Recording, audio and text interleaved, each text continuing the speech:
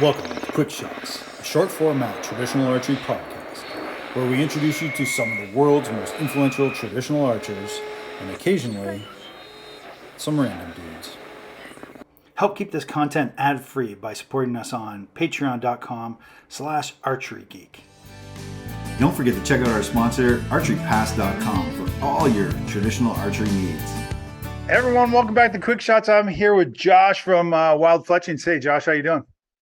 Good. How are you?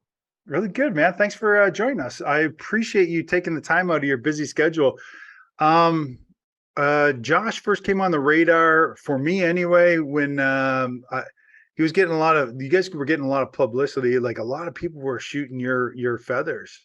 I want to talk a little bit about that, but I want to talk about you too. I want to get to know you. And how did you get started in traditional archery?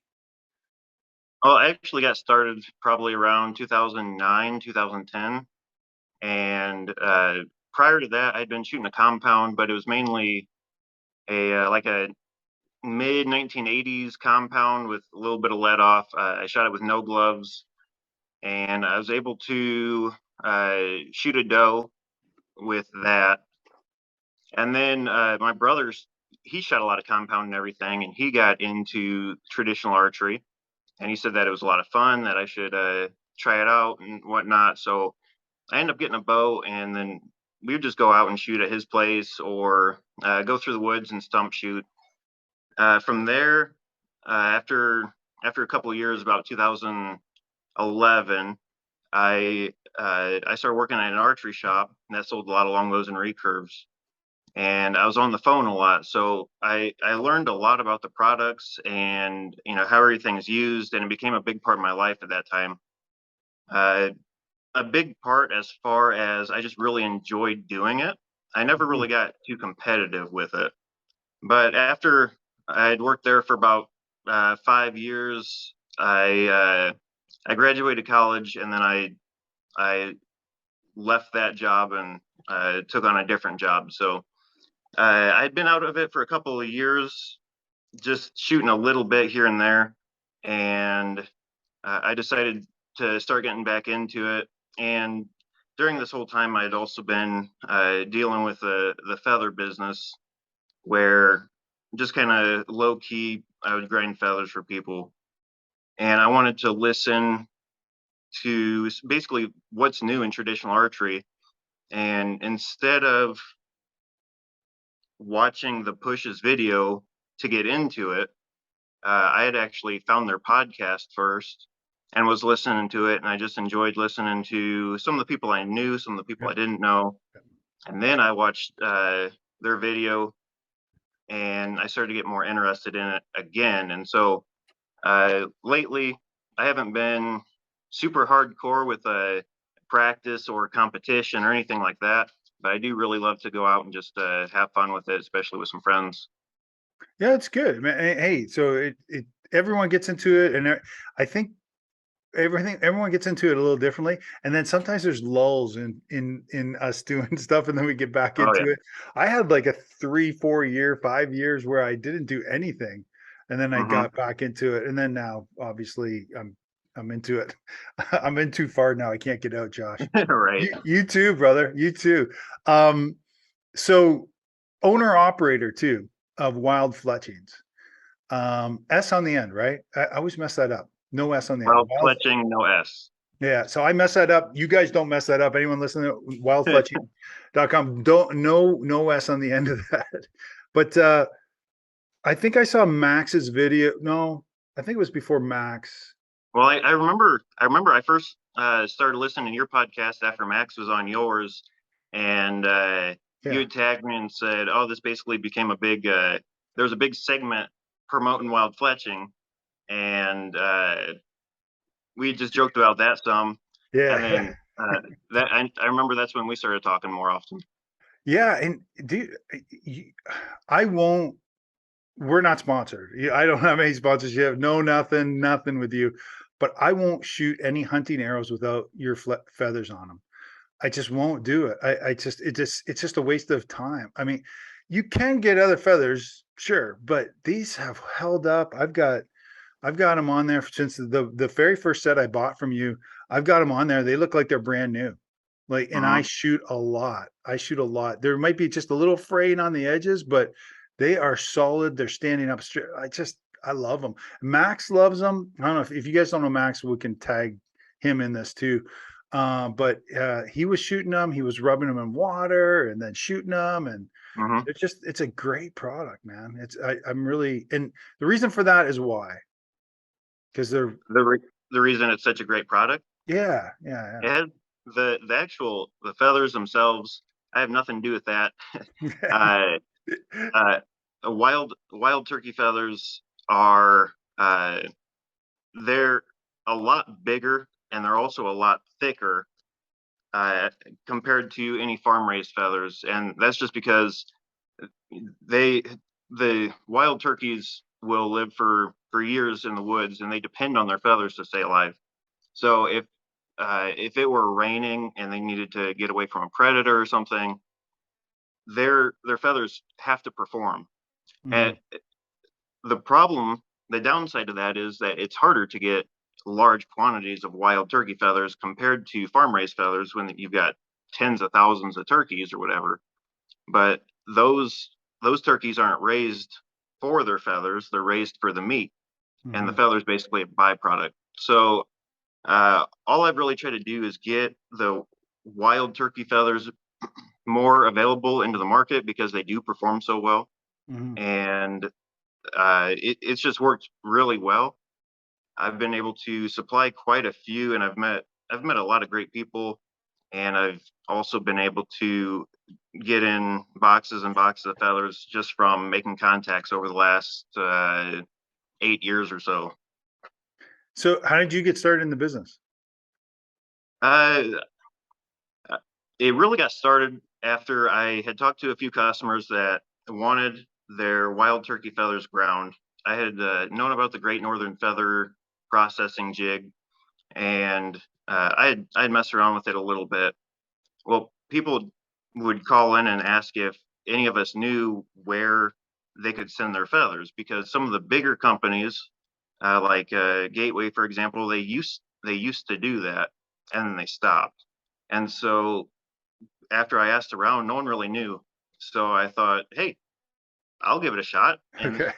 I quickly learned why so many people want to send their feathers off because it can be a really time consuming process. Right. What I found super interesting was from the beginning, I knew there was had to be a better way to do it, faster and more efficient. I was in school for engineering, so all uh, all I was thinking about was the efficiency of doing it. If I could figure out how to do it consistently and efficiently, Yeah. then I know that there'd be a lot of people interested. And that took, I mean, honestly, 5 years of trial and error trying to figure out a different process so that way it didn't consume so much time. And I've been fairly happy with my results over the last couple of years. That's when I started the actual website and the business name Wild Fletching. Once I was happy with how everything was turning out pretty consistently. They are good. I mean, again, I can't emphasize how good they are. And I should say that I shoot it out of a springy rest too, which has got to be the hardest possible thing you can put your feathers through.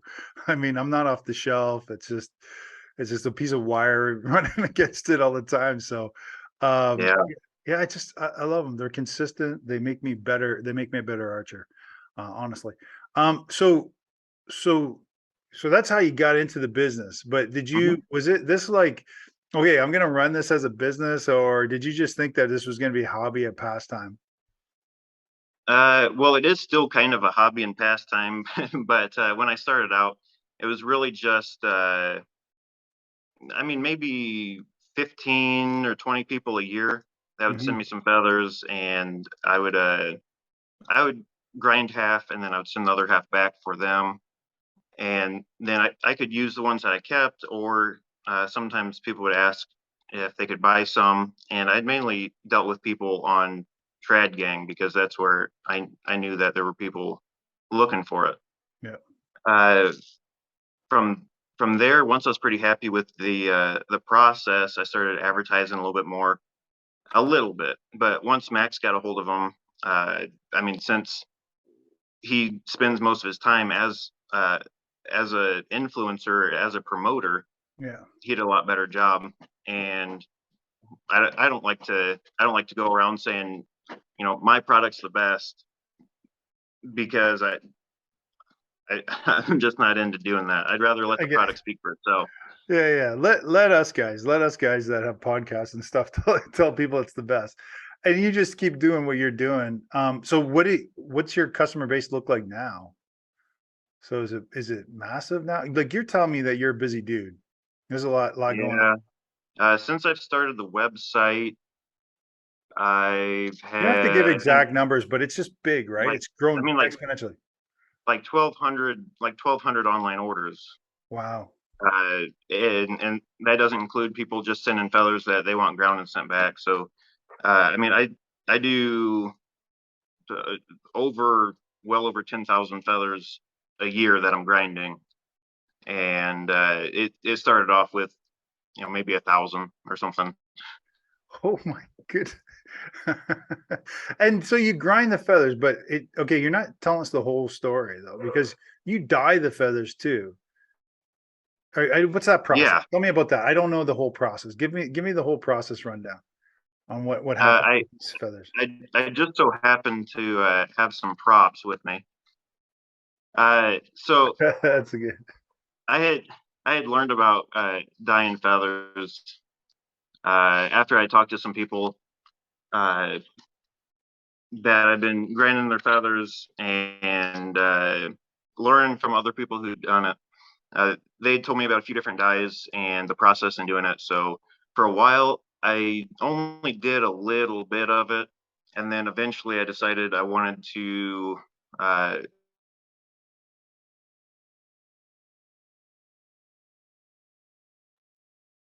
Hey, Josh, you cut out, buddy. really nail down the process with wild turkey feathers. Once I spent the time doing that, uh, I was able to get consistent colors and uh, basically run the same process over and over, instead of just kind of guessing each time, because I needed from one batch to the next to be fairly consistent. Yeah. Uh, then once a lot of people were saying, you know, I love how your feathers look, but to be honest with you, I really like to do things myself, which is totally understandable. People build their own bows, arrows, everything. So uh, I decided to write up some instructions and also sell the same dye that I use, if anyone's interested in doing their own. Wow. Okay. Hey, you cut out just a little tiny bit there, but you were talking. So we got most of it. I got 99% of it. But you chopped a little bit. So we'll keep an eye on that as we keep going. But that so I don't know what to say, man. You're like you develop a process, and you're selling it. You're like here, have it. Come on, come and have it. That's amazing. Show those feathers one more time, though. I mean, I didn't get a chance to chime in there, Mike. What? I mean, just amazing colors, such bright contrast there. What are those? So you have like three different colors of blue. Uh, it's sometimes it can be a little bit hard to see on the computer as opposed to in person, Yeah, but the main colors that I stock, I also did some solid colored feathers just nice. for the color. Uh, is is mainly red, orange, yellow, chartreuse. Yep. I've got a neon green that's just a little bit darker than chartreuse, Yeah, that is cool, dude. That one's cool. That's really and cool. then like a darker lime and a forest green. I I don't really have these on the website right now, but That this is light blue. another color I have, a kind of a sky blue, Yeah. a dark blue, pink, and then a bright purple. Wow, that's amazing. So how do you dye them? You got some dye, you boil the feathers and throw them all in there. Is that how that works? Pretty much. I mean, the dye, it's a permanent dye. that's used for like animal products Hmm. or for hair or stuff like that. It's an acid-based dye, which all that really means is that you use an acid like vinegar or Hmm. citric acid. I put in hot water. Uh, so basically, hot water just under boiling, some vinegar, some of the dye, put the feathers in, let them soak until they're about the color you want, and then you can dry them out. Sometimes, if they're already ground and you dye them, getting the quill wet will make them kind of curl. All Mm. you have to do is put them over some steam, and they'll rejuvenate. And it's actually a really simple process. What's your favorite color? What do you shoot on your bows? Uh, I Who's I your favorite either child? I honestly my favorite is just feathers that have a lot of white in them. I Mm. like where it's solid black, solid white because it's hard to find those. I don't get Yeah. a lot of them. So when I get feathers with a lot of white in them, I like to save them for myself usually Oh, if that's I can. pretty. Yeah, it's real pretty. And then other than that, I like the darker colors like the red Mm. and the dark blue. I just they're they definitely don't help see the arrow in flight, but I just like how they look Yeah. Hey, that red, white, and blue. That's basically what you just said. pretty much. Hey, where are you located? Where are you at? I'm in Northeast Indiana. Oh, okay. All right. Yeah, all that whole area up there is great. And so you get people. So the whole process is you go to your website. You can order feathers, and then you've got feathers there. You make the order. You can buy them, whatever, pay for them. You take all kinds of credit cards, PayPal, all that shit. Then you send them off. But the other thing is you accept people's tail feathers as well, or Yeah, they're right, tail feathers, wing feathers. Yep. wing feathers, tail feathers, and wing feathers. Okay.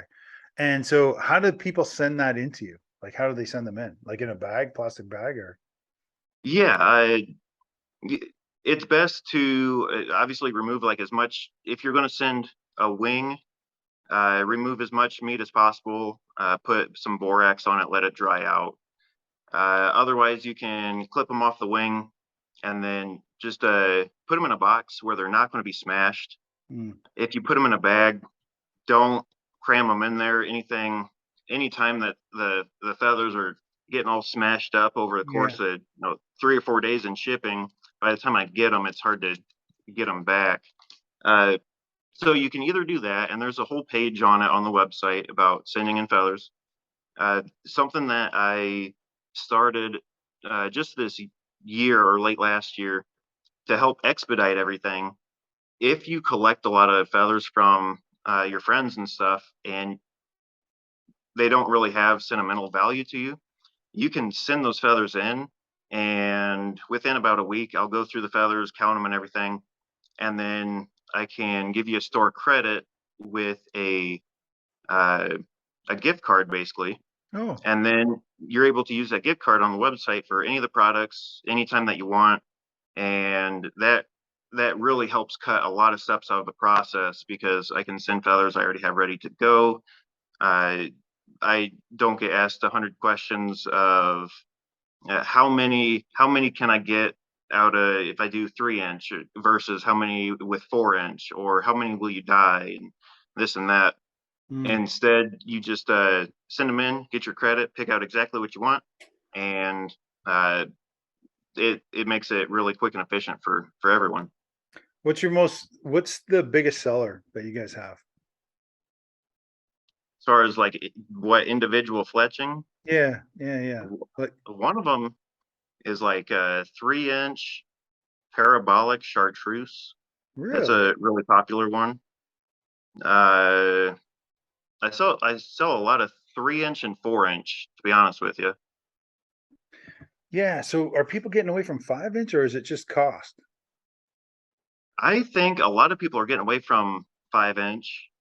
There's still plenty of people that shoot them, and still Hmm. plenty of people that order them. I feel like there's been a little bit more of a push toward 3 or 4 inch. like 5.5 inch. I've got as big as 5.5, but Yeah. it seems pretty rare that I saw those. Yeah.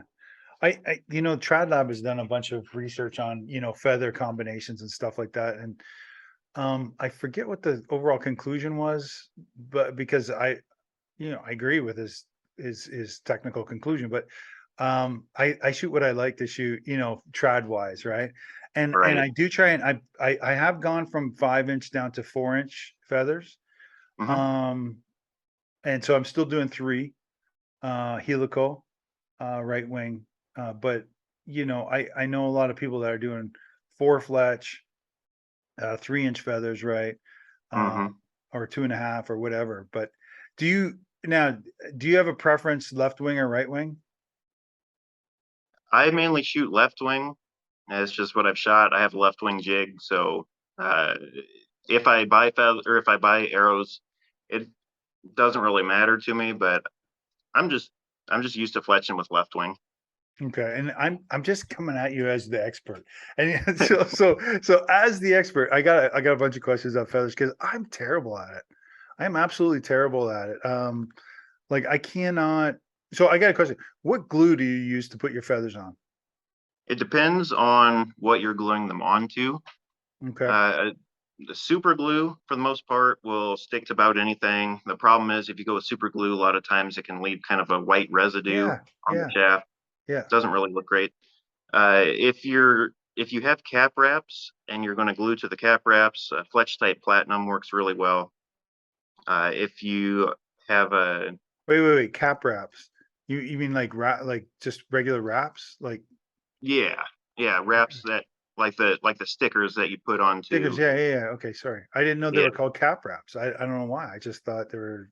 I don't know what they were called. Wraps. I just thought gum wraps. And then sorry. What were you saying? I interrupted you. So if you uh, have cap wraps on, Fletch type platinum, that works really well. I've never had any issues with that. A lot of people will use the boning Fletch tape. mm-hmm. If I need to make them in a hurry, I'll use them. I think from in my experience, long-term durability has been better with glue rather than tape, Okay. but other people swear by it. It is way faster, but I've had the best luck with glue. With wood arrows, it depends on what finish you use. Uh, there's a few different charts out there and stuff that Oh, really? will I didn't know. help you pick what glue to use for what you're gluing to, because there's just a few combinations that don't work at all. It looks like it'll stick on, you shoot it a few times, and the whole feather just falls off. Yeah. Like, but your feathers seem to there's a little bit more. Feels like there's more gluing surface on your feathers. I don't know if that's true or not, but it just feels like there's a little bit more. It's a little bit easier for me to put those. Like I said, mine are still on my arrows, and I'm terrible. I am terrible at fletching. Like, just I'm telling everyone, I suck at fletching. I don't know how to do it. Don't ever watch any of the videos where I'm fletching shit because I'm terrible at it. But I've had the best luck with your feathers not coming off. And so I don't know. Hey, let's get back to you a little bit. Thanks for talking about your company though, because I think it's important. So it's one of those things. It's one of those skills. One of those things that you need to have the ability to pick the right feathers, um, and get them on and be able to use them on your whether it's wood arrows, aluminum arrows, carbon arrows. It's important to have good feathers. You're wasting money if you just get cheap feathers and they just come off within a couple of days. You get cheap Chinese stuff. These feathers, your wild fletchings, they're just amazing. Um, any other advice before we jump off of that on how to fletch or how to choose feathers or anything like that? Uh, Not necessarily. I mean, if you're just looking into either fletching up some arrows or you're just trying to figure out what arrows to buy, my number one recommendation is just pick something and go with it. Hmm. By the time that you develop you know, better skills and everything, where a 3 inch versus a 4 inch, left wing versus right wing, whatever, it'll get the arrow to the target. Yeah. So don't be too intimidated by it. Uh, Beyond that, once you start getting your arrows tuned in really well and you're shooting tight groups, then you can start messing around a little bit more with the fine tuning and different feather combinations, stuff like that. Okay. All right. Yeah. Good advice. Hey, so talk to me about you getting back into archery. Are you a hunter in general? Yes. Okay. So is that your primary? Like, it's not. Is it? It's not targets hunting, right? Is that what get that? That was basically what you said. So Yep. are you hunting this year? Do you think? I plan to. Last year, I really wanted to, and I was crazy busy last year. I think I went out twice with my bow, and I had multiple things stack up on me at the same time at the end of the year, and I I wasn't real happy, but I just wasn't able to get out much. This year, I plan on going out, and the main thing I hunt is deer. Do you, so that's a good segue into what your gear is. What are you shooting with? The bow that I plan to hunt with this year, I had a tomahawk longbow, Okay. 54 pounds, Yeah. and about a year and a half ago, I got a blacktail bow, and I have just Oh, fell dude, in love that's with how it cool. looks. That is so cool. Wow. That is a It's nice a bow. it's a 40-pound recurve. That's beautiful, dude. That's I've beautiful. got a Selway quiver. Yeah. Right now, I've got some wood arrows that Schaefer at Green Mountain Tradcast and Broken Arrow Podcast. Uh, he made these up for me when he was Yeah. in a big arrow building kick recently. Okay. They turned out fantastic. As far as a glove, I've been using this Elkridge archery um, Nice. 3-finger glove. Cool. Yeah, yeah, it's nice. Nice setup. Do It's you who's not what's Elkridge. It's elk leather by American Leathers. Sorry, okay, all right. Elk. Okay, and then what string you got on there? Whose string are you shooting? that one came with the bow that Okay. I got. It's a nice I'm twist. not sure who the manufacturer was. Who's the bow manufacturer again? Who's the boyer again? Blacktail. Blacktail. That's a beautiful bow, man. That's an old school. It looks old school. I They love it. make some really nice looking bows. And you're saying that's 50, 40 pound. It's 40 pound you're Yeah, that drawing. one's a 40-pound recurve. I wanted to get something a little lower than the longbow that I had, Yeah. so that way I could work on my form a little bit more. Mhm. Uh, when I kind of had that low in there, I wasn't shooting nearly as much, and I wanted to go a little lighter weight and work on consistency uh, more than I could with a 54-pound longbow. Yeah, no kidding. And you keep your fillings in your mouth. Right. Um, so, hey, you need to get hold of Selway and tell them to put your brand on that quiver, on the hood of that quiver. I've been thinking about doing that. I've been thinking about reaching out to them and getting a quiver. I got a couple here, but I just got the cheapies. But I'd like to get a nice Selway with my logo on there. I will have to see if I this on the longbow, I do actually have one that has my logo on it. oh, do you? Okay, cool. When I got this one, I picked it up in person and I picked a color that went well with the bow. So that one's Okay. not engraved, but the other one that I have does have wild fletching on Oh, does it? Yeah, yeah. it. I gotta do that. That's a good idea. Anyone that's listening, you can. I don't know if a lot of people know that they can customize those hoods on their Hmm. quivers. The one I got there, I've got it was a Three Rivers one that's there on my longbow. But that's Keegan. That's Keegan's the bow. Keegan did a good job on that longbow for me. Hmm. Um, and at first I was like, it was 48 at my draw or something like that. And I was like, that's too heavy. I don't, can you make it lighter? And he's like, yeah, but you really should. You're shooting wood arrows, make it a little bit heavier. And sure enough, he's right. I've been shooting it like a dream. It's great with the wood arrows. Yeah. Um, anyway, hey, so tell people how they can get hold of you if they want to contact you or talk to you.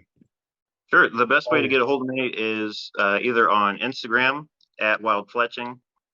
Uh, just send me a message on there. Also, Josh at wildfletching.com.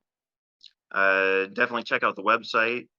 go to multiple pages. There's different tabs along the top. A lot of good information. I've got a resources page, a whole page about different options of sending in feathers, and that's just wildfletching.com. And also on Facebook, I've got Wild Fletching on Facebook. That's awesome. You're all over the place. So make sure you check out Josh and Wild Fletching, not with an S.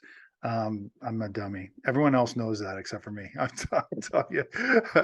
But hey, you can get these shirts too. These quick shot shirts too, guys. If you're watching or you're listening to this, don't forget you can get we'll put a link down at the bottom. There's some great options for quick shots t-shirts. There's Archery Geek t-shirts as well. Don't forget to check out our sponsor, who is archerypast.com. They've got wood arrows. Go buy some wood arrows from them and get some fletchings from Josh. Anyway, thanks Josh for being on the show. Appreciate you, man. Any last words, thoughts? I don't think so. Mainly just if you're wanting to get into archery, I'd say first step is just dive into it. Just get something, get going. Anything that's holding you back, you don't have to join a club. You don't have to do whatever. Just get something, mess around with it, and then take it from there. I'm sure that you'll like it. There's a lot of good people in the industry. I really appreciate you having me on here today. That was fantastic. Yeah, it's fantastic advice, and it was great talking to you. I feel like I'm smarter now for some reason. All right, guys, hunt the good stuff. We'll talk to you later.